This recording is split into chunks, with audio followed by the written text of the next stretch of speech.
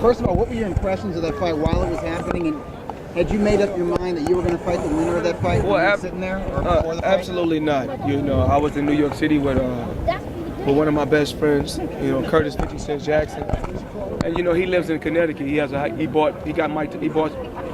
has a big house in Connecticut. So what we did was we decided to go to his house in Connecticut, and then we had got a call that it's a fight in Connecticut. It was Victor Ortiz and Berto. And I said, and then it just clicked on me. It just dawned on me like, dang, that fight is tonight. So what we did is we went up there to the fight, and it was a hell of a fight. It motivated me to want to get back in the ring. Floyd, why did I talked to Richard Schaefer earlier today, and he said it was definitely your idea to fight Victor Ortiz. So how did you come up with that idea? A young, strong fighter. You know, when I fought Mosley, after they said he came off his most impressive victory against Antonio Margarito, they said that was his most impressive victory. But then once I beat him, they said he was over the hill. So every time I fight a fighter, no different when I fought Marquez. Stop it. When I fought Marquez, they said that Marquez was over the hill. But once again, I took 2 years off, and they had this guy rated as the number 2 pound for pound guy. You know, only thing I can do is go out there and fight the best young champions they got out there. Do you feel refreshed after having taken a little bit of time off, Floyd? I feel good, actually. You know, I think, you know, for this fight, you know, I'm eat a lot of organic food. You know, because you got to realize, for 15 years, I've beat opponents, you know, eating, you know, Burger King and just eating junk food and candy and junk food, and I beat the best fighters they got out there. But now, you know, I'm gonna, you know, drink alkaline water.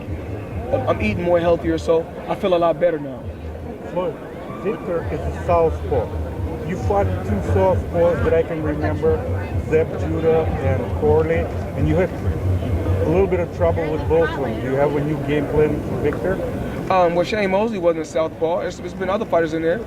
Or Castillo wasn't a southpaw. So, you know, things happen in the sport of boxing. You know, you live and you learn, and you just fight the best that they put in front of you. You know, you got to get through certain obstacles, and that's just an obstacle I have to get through. Floyd, what challenges, if any, do you think you might face taller fighters? Well, actually, he's really not a taller fighter because he has a dress shoe on at this particular time, and he's walking around at 160 something. Me myself, I'm a very, very responsible and a very, very disciplined fighter. Right now, I weigh 147. I walk around at my fight weight, but once I go into training mode, my body will look totally different. And then come weigh in, you're gonna say, man, Floyd Mayweather is a lot bigger than Victor Ortiz. No different from Mosley. If y'all looked and seen that I was a lot bigger than Shane Mosley, you know, come fight time. How much time have you been spending in the gym, Floyd, since your last fight against Mosley? I just like, you know, I go to the gym and play basketball. You know, I'm happy that you know, I got my children. You know, my children live with me now. I'm happy that, you know, we're able to go play basketball. We're able to go swimming. You know, we just doing family things every day. You know, traveling around with the kids. They want to go to Miami. They keep, Daddy, we want to go to Miami. We want to go to Miami. So I want to take the kids to Miami, and just, you know, just spend time at my house. Spend time at my house in Miami. Sit down and just grow closer to my loved ones. How are you feeling after such a long layoff? I feel good after, you know, even like the layoff with Marquez, I wasn't impressed because I didn't get the knockout. But you got to realize he was a fighter that was active.